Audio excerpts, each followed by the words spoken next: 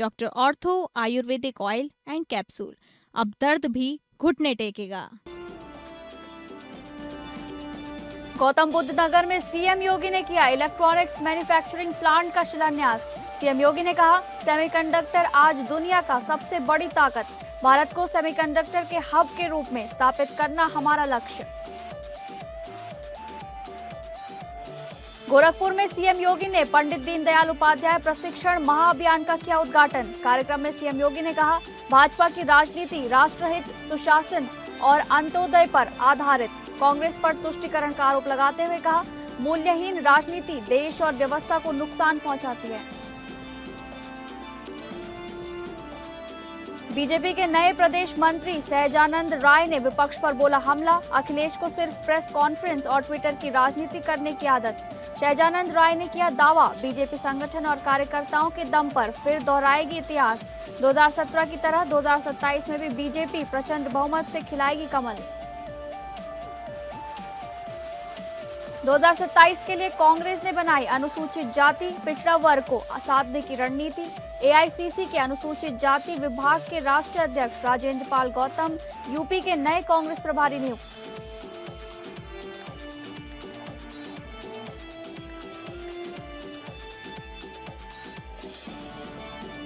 नमस्कार, आप सभी का बहुत बहुत स्वागत है इस बुलेटिन में। मैं हूं आपके साथ शालिनी राणा।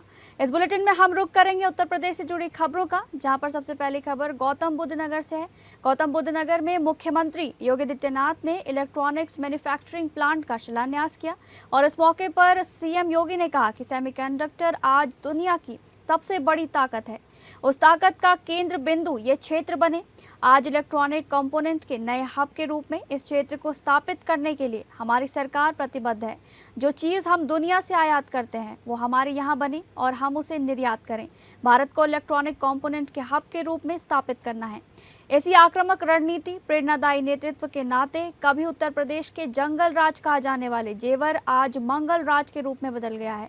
कैसे आक्रामक रणनीति हो, समर्पण का भाव हो, आत्मानुशासन हो, तो कैसे कोई देश इलेक्ट्रॉनिक मैन्युफैक्चरिंग का हब बन सकता है।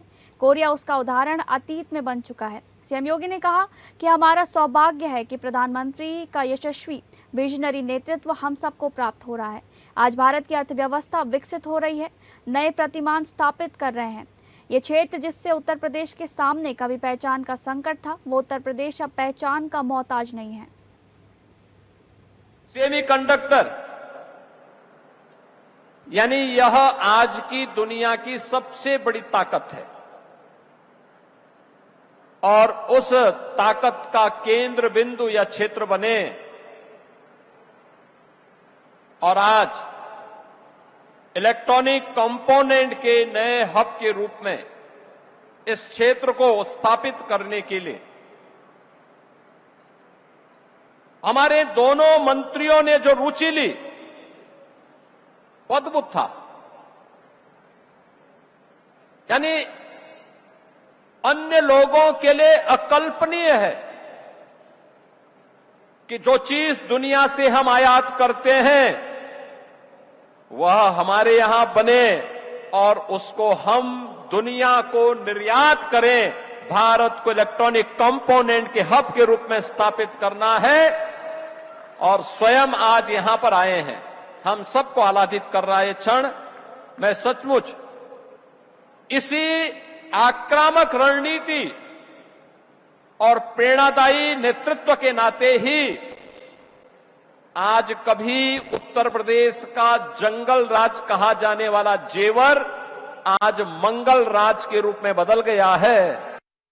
अगली खबर का रुख करेंगे, जहां पर गोरखपुर में भी पंडित दीनदयाल उपाध्याय प्रशिक्षण महाअभियान 2026 के उद्घाटन कार्यक्रम में उत्तर प्रदेश के मुख्यमंत्री योगी आदित्यनाथ पहुंचे। इस दौरान अपने संबोधन में उन्होंने कहा कि आज अगर सबसे बड़े राजनीतिक दल के रूप में भारतीय जनता पार्टी खड़ी है तो दुनिया में लोकतांत्रिक मूल्यों पर विश्वास करने वाले लोगों के लिए अगर एक प्रेरणा बनी है तो इसके पीछे भारतीय जनसंघ के समय से रचे बसे वो संस्कार और मूल्य हैं जो भारतीय जनता पार्टी के प्रत्येक कार्यकर्ता ने अंगीकार किया।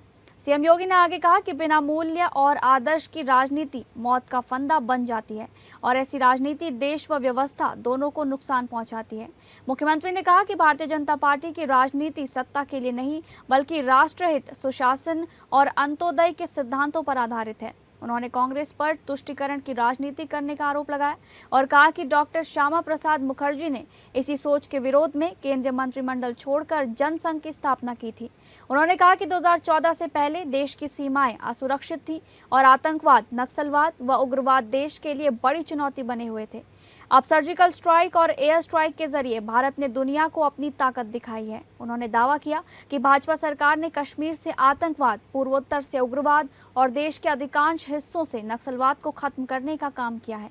मुख्यमंत्री ने आगे कहा कि प्रधानमंत्री के नेतृत्व में गरीबों के लिए चलाई गई योजनाओं ने देश की तस्वीर बदल दी है। उन्होंने आयुष्मान भारत, प्रधानमंत्री आवास योजना, हर घर नल योजना और मुफ्त राशन योजना का उल्लेख करते हुए कहा कि भाजपा सरकार की नीतियों का केंद्र अंतिम पायदान पर खड़ा व्यक्ति है। आज अगर पूरे दुनिया के अंदर सबसे बड़े राजनीतिक दल के रूप में भारतीय जनता पार्टी खड़ी है, दुनिया के लिए लोकतांत्रिक मूल्यों पर विश्वास करने वाले लोगों के लिए वह एक प्रेरणा बनी है, तो इसके पीछे भारतीय जनसंघ के समय से रसे बसे वे संस्कार हैं, वे मूल्य हैं जो भारतीय जनता पार्टी के प्रत्येक कार्यकर्ता ने अंगीकार किए थे। 1951 में संस्थापक अध्यक्ष के रूप में डॉक्टर श्यामा प्रसाद मुखर्जी के नेतृत्व में जो यात्रा प्रारंभ हुई, बीजेपी के नए प्रदेश मंत्री सहजानंद राय ने सपा पर हमला बोलते हुए 2027 में फिर से यूपी में कमल खिलने का दावा किया है। उन्होंने कहा कि अखिलेश यादव को सिर्फ प्रेस कॉन्फ्रेंस और ट्विटर की राजनीति करने की आदत है। जनता सपा कांग्रेस को नकार चुकी है और 2017 की तरह 2027 में भी बीजेपी प्रचंड बहुमत से कमल खिलाएगी। बीजेपी संगठन और कार्यकर्ताओं के दम पर फिर इतिहास दोहराएगी। मैं अपने केंद्रीय नेतृत्व और प्रदेश नेतृत्व का बहुत बहुत आभार करता हूँ। उन्होंने मुझे इस योग्य समझा है कि आज मैं भारतीय जनता पार्टी का प्रदेश नेतृत्व, और जो हमारा प्रदेश नेतृत्व या हमारे प्रदेश अध्यक्ष जी ने कहा कि मेरे चुने, इसमें कोई अतिशयोक्ति नहीं है। जो भी भारतीय जनता पार्टी संगठन में, चाहे महामंत्री हों, उपाध्यक्ष हों, मंत्री हों, सब भारतीय जनता पार्टी के कार्यकर्ता जो सतही स्तर पर काम करने वाले कार्यकर्ता हैं, जिनको अपने अपने क्षेत्र का ठीक से ध्यान है कि सामाजिक दृष्टि से हमें काम क्या करना है, पार्टी की दृष्टि से हमें काम क्या करना है, या हमारी केंद्र और प्रदेश सरकार की जो हमारी गरीब कल्याणकारी योजनाएं हैं उनको जनता तक कैसे पहुंचाना। वहीं दूसरी ओर उत्तर प्रदेश विधानसभा चुनाव 2027 के लिए कांग्रेस ने अपनी कमर कस ली है। संगठन को नया धार देने के लिए पार्टी के वरिष्ठ नेता अविनाश पांडे की जगह दिल्ली सरकार के पूर्व मंत्री राजेंद्र पाल गौतम को उत्तर प्रदेश का नया कांग्रेस प्रभारी नियुक्त किया गया है। अविनाश पांडे की जगह उत्तर प्रदेश में कांग्रेस के नए प्रभारी बनने वाले राजेंद्र पाल गौतम वर्तमान में ऑल इंडिया कांग्रेस कमेटी यानी कि AICC के अनुसूचित जाति विभाग के राष्ट्रीय अध्यक्ष हैं। इससे पहले वो दिल्ली की आप सरकार में कैबिनेट मंत्री के रूप में अनुसूचित जाति का एक मजबूत चेहरा बनकर उभरे थे। माना जा रहा है कि ये बदलाव सीधे तौर पर यूपी में अनुसूचित जाति, पिछड़े और सामाजिक न्याय की राजनीति को धार देने की कांग्रेस की एक सोची समझी रणनीति है।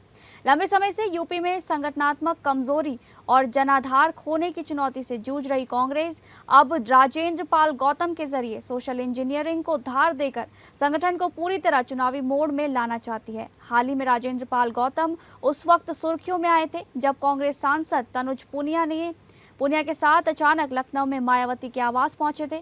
हालांकि बसपा सुप्रीमो के मिलने से इनकार करने पर उन्हें वहां से बेरंग लौटना पड़ा था।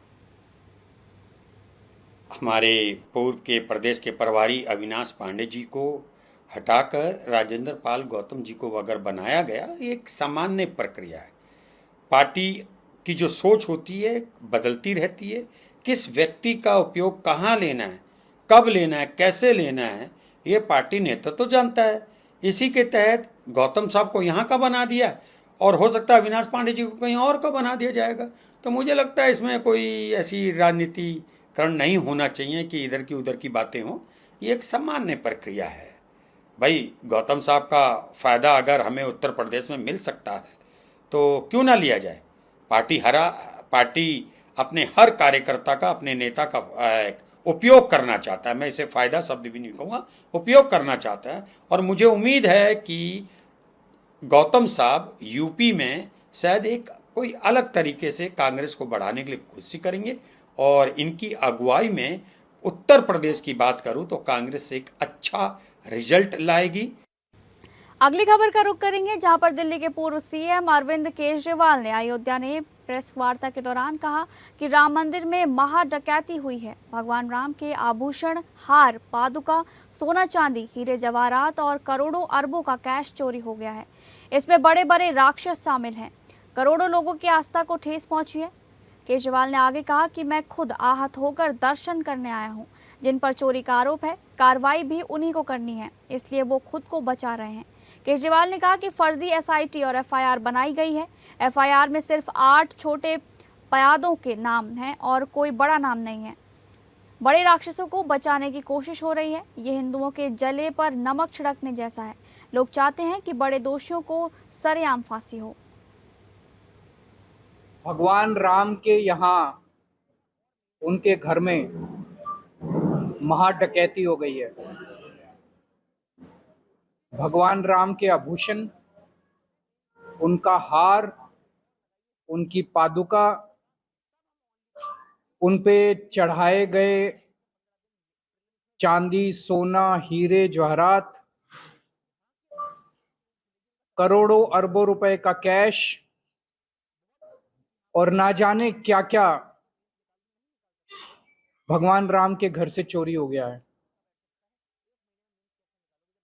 और इस चोरी में बहुत बड़े बड़े राक्षस शामिल हैं। भगवान राम पे करोड़ों करोड़ों लोगों की आस्था है। उन करोड़ों लोगों की आस्था को ठेस पहुंची है। लोग आहत हुए हैं। मैं स्वयं बहुत आहत हुआ और इसीलिए आज मैं भगवान राम के दर्शन करने के लिए राम मंदिर गया। जिन लोगों ने चोरी की है, जो इस महा डकैती में शामिल हैं, बदकिस्मती से उन्हीं को कार्रवाई भी करनी है। इसी कड़ी में अयोध्या में राम मंदिर चढ़ावा चोरी प्रकरण में गिरफ्तार सभी 8 आरोपियों को कड़ी सुरक्षा व्यवस्था के बीच जिला एवं सत्र न्यायालय फैजाबाद में पेश किया गया। सुनवाई के बाद सभी आरोपियों को 29 जून तक के लिए न्यायिक हिरासत में जेल भेज दिया गया है। आरोपियों को एसओजी प्रभारी अपनी टीम के साथ न्यायालय लेकर पहुंचे। इससे पहले सभी का पुलिस लाइन स्थित अस्पताल में मेडिकल परीक्षण कराया गया। पेशी के दौरान न्यायालय परिसर में अतिरिक्त पुलिस बल तैनात रहा और सुरक्षा के कड़े इंतजाम किए गए। आरोपियों को मुख्य न्यायिक मजिस्ट्रेट सिविल जज जूनियर डिवीजन निवेदिता सिंह के समक्ष प्रस्तुत किया गया। मामले की संवेदनशीलता को देखते हुए SP city Chakrapani Tripathi, CO city Shreyas Tripathi पूरे समय न्यायालय परिसर में मौजूद रहे। मामले में अयोध्या के सीजेएम कोर्ट के अभियोजन अधिकारी केसी वर्मा का कहना है कि 8 लोगों को गिरफ्तार किया गया है। उनसे अलग अलग राशि में कुल 79,85,493 रुपये बरामद किए गए हैं और उन्हें सोमवार तक के लिए रिमांड पर भेजा गया है। सोमवार को उन्हें भ्रष्टाचार निवारण अधिनियम के तहत विशेष न्यायालय में पेश किया जाना है। वे फिलहाल न्यायिक हिरासत में हैं। हमारे एसपीओ प्रमोद कुमार सर के नेतृत्व में नवनीत कुमार गुप्ता और अरुण कुमार भारती के नेतृत्व में हम लोगों ने अभियोजन का पक्ष रखा। जो सरकार का पक्ष हम लोगों ने रखा। श्री राम जन्मभूमि जो मतलब मंदिर है अयोध्या में, वहाँ पर स्थित जो दान पात्र था, उसमें श्रद्धालुओं द्वारा जो है उसमें जो मतलब धन दिया गया है, जो इसके पैसे दिए गए, आभूषण दिए गए हैं, उसमें जो ट्रस्ट के कर्मी थे उनके द्वारा उसका गमन किया गया, चोरी किया गया है और उसका जो भ्रष्टाचार किया गया है। उसी के सिलसिले में गिरफ्तारी की गई है 8 एकिल्टों की और उनका जो है रिमांड मतलब आज कराया गया है मंडे तक के लिए। उसका मंडे को फिर दोबारा पेश होंगे। इनको जेल भेजा गया है। हाँ, जुडिशियल रिमांड, न्यायिक अभिरक्षा में रिमांड दिया गया है। कानपुर पुलिस कमिश्नरेट द्वारा आग से बचाव एवं अग्नि सुरक्षा को लेकर 3 दिवसीय जागरूकता एवं प्रशिक्षण शिविर का शुभारंभ किया गया है। पहले दिन पुलिस आयुक्त कार्यालय स्थित पुलिस सभागार में शहर के विभिन्न कोचिंग संस्थानों के संचालकों के साथ बैठक आयोजित की गई, जिसमें उन्हें आग लगने की स्थिति में बचाव, सुरक्षा उपायों और आपदा प्रबंधन से जुड़ी महत्वपूर्ण जानकारियां दी गई। प्रशिक्षण के दौरान अग्निशमन विशेषज्ञों ने कोचिंग संचालकों को फायर एक्सटिंग्विशर के सही उपयोग, भवनों में सुरक्षा मानकों का पालन, आपातकालीन निकासी और विद्यार्थियों की सुरक्षा सुनिश्चित करने के बारे में विस्तार से जानकारी दी। साथ ही उन्हें व्यावहारिक प्रशिक्षण भी कराया गया ताकि किसी भी आपात स्थिति में तत्काल और प्रभावी कार्रवाई की जा सके। ज्वाइंट पुलिस कमिश्नर संकल्प शर्मा ने बताया कि अभियान लोगों में अग्नि सुरक्षा के प्रति जागरूकता बढ़ाने के उद्देश्य से चलाया जा रहा है। पहले दिन कोचिंग संचालकों को प्रशिक्षण दिया गया है, जबकि आगामी दिनों में अन्य संस्थानों एवं संबंधित लोगों को भी इस अभियान से जोड़ा जाएगा, जिससे किसी भी दुर्घटना की स्थिति में जनहानि को रोका जा सके। देखिए, ये जो फायर सेफ्टी अवेयरनेस को लेकर ये कार्यक्रम हमारे जनपद पुलिस के फायर डिपार्टमेंट और सिविल डिफेंस के साथ मिलकर ये कार्यक्रम कराया गया था। तो ये 3 दिन का कार्यक्रम रखा गया है। बेसिकली पब्लिक को फायर सेफ्टी के जो भी नॉर्म्स हैं और जो चीज़ें हैं उनको अवेयर कराने के लिए ये कार्यक्रम रखा गया था।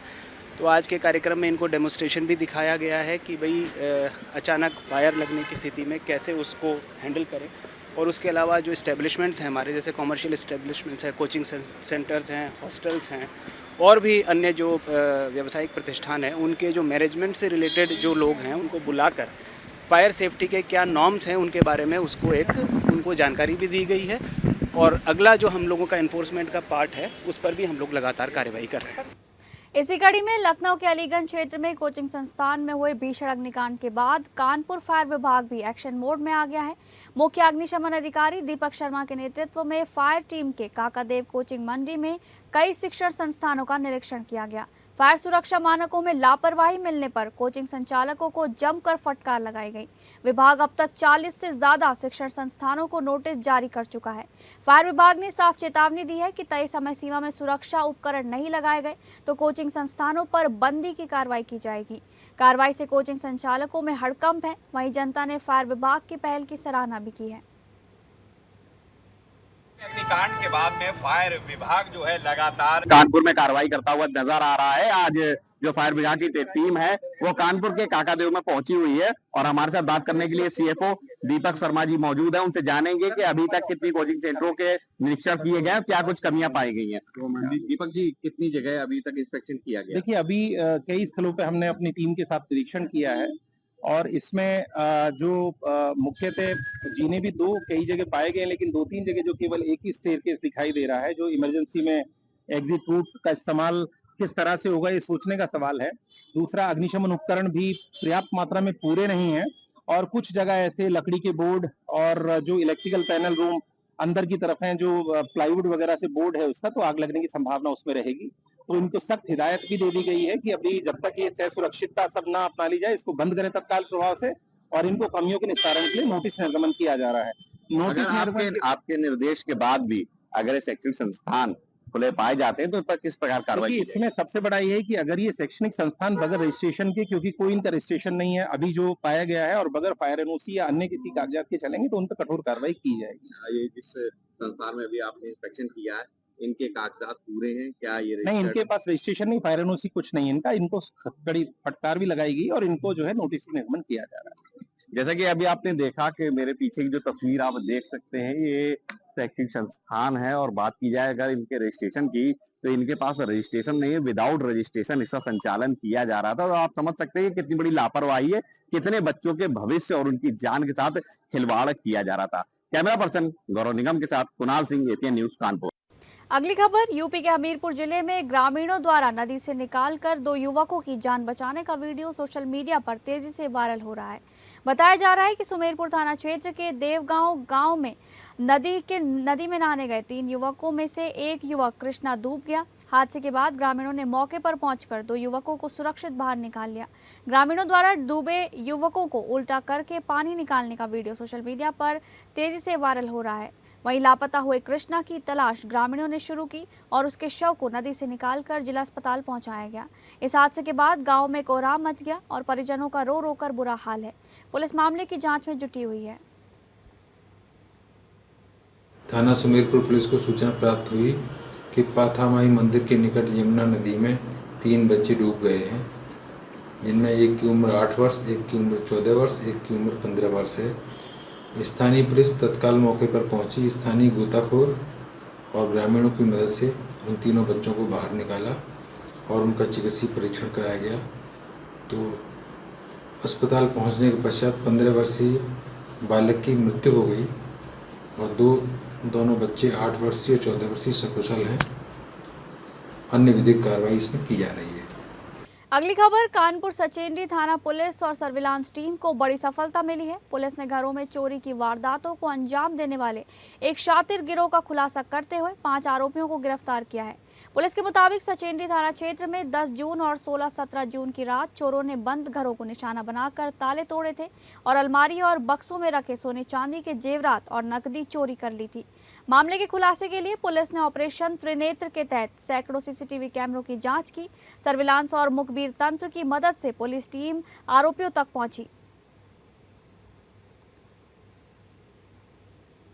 थाना सचेंडी में जून माह में हुई चोरी की घटना का अनावरण करते हुए पुलिस ने ये एक अंतर जनपदीय गैंग का अनावरण किया है, जिसमें कि अभी तक इस गैंग के 5 लोग गिरफ्तार किए हैं और इसमें कुछ इनके साथी हैं जो फिलहाल फरार हैं, जिनकी तलाश पुलिस को चल रही है। ये 5 जो अभियुक्त गिरफ्तार हुए हैं, इनसे करीब 15 लाख मूल्य के गहने और कैश बरामद हुआ है। साथ ही में एक बोलेरो गाड़ी जो घटना में प्रयुक्त हुई थी और एक मोटरसाइकिल और चोरी के लिए इस्तेमाल उपकरण इस्तेमाल हुए हैं। इसमें जो मुख्य अभियुक्त है गैंग का सरगना, वो सूरज नाम का व्यक्ति है। अगली खबर, सहारनपुर के थाना रामपुर मनिहारन क्षेत्र में शुक्रवार को देहरादून पंचकुला हाईवे पर हुए भीषण सड़क हादसे में हरियाणा के एक परिवार की खुशियां पल भर में मातम में बदल गईं। हरिद्वार जा रहे परिवार की फॉर्च्यूनर कार को पीछे से तेज रफ्तार वैगनार कार ने टक्कर मार दी। हादसा इतना भीषण था कि 2 महिलाओं, एक मासूम बच्चे और एक बुजुर्ग समेत 4 लोगों की मौत हो गई, जबकि 3 अन्य गंभीर रूप से घायल बताए जा रहे हैं। प्राप्त जानकारी के अनुसार हरियाणा के सोनीपत जनपद के बहादुरगढ़ निवासी चरण सिंह अपने परिवार के साथ धार्मिक यात्रा पर हरिद्वार जा रहे थे। जैसे ही उनकी फॉर्च्यूनर कार थाना रामपुर मनिहारन क्षेत्र में देहरादून पंचकुला हाईवे पर पहुंची, पीछे से आ रही तेज रफ्तार वैगनार कार ने जोरदार उन्हें टक्कर मार दी। टक्कर की आवाज सुनकर आसपास के लोग मौके पर पहुंचे और राहत एवं बचाव कार्य शुरू किया गया। स्थानीय लोगों ने तत्काल 108 एम्बुलेंस को सूचना दी। सभी घायलों को जिला अस्पताल पहुंचाया गया, जहां चिकित्सकों ने चरण सिंह की पत्नी सुदेश, पुत्रवधू प्रीति, पोते शिवांश तथा एक बुजुर्ग को मृत घोषित कर दिया। वहीं प्रवीण, सहदेव और एक अन्य घायल को अस्पताल में गंभीर हालत में उपचार चल रहा है। हादसे की सूचना मिलते ही थाना रामपुर मनिहारान पुलिस मौके पर पहुंची और दुर्घटनाग्रस्त वाहनों को कब्जे में लेकर जांच शुरू कर दी गई। ये लोग हरियाणा के थे, हरिद्वार जा रहे थे और थाना रामपुर के पास अलगोड़ा कोई जगह है, वहां पर इनका एक्सीडेंट हुआ है। एक्सीडेंट में 4 लोग जो हैं वो गुजर गए हैं और बाकी जो 4 लोग हैं वो भर्ती किए हैं यहाँ, जिनके चोट आई है वो ट्रॉमा सेंटर में भर्ती। मरने वालों में भैया प्रीतिन है, 3 साल का बच्चा है, वो 37 साल का है। ये शिवांश है, 9 साल के महिला है। सुदेश है, ये 7 साल के महिला है और चरण सिंह है 78 साल के पुरुष हैं।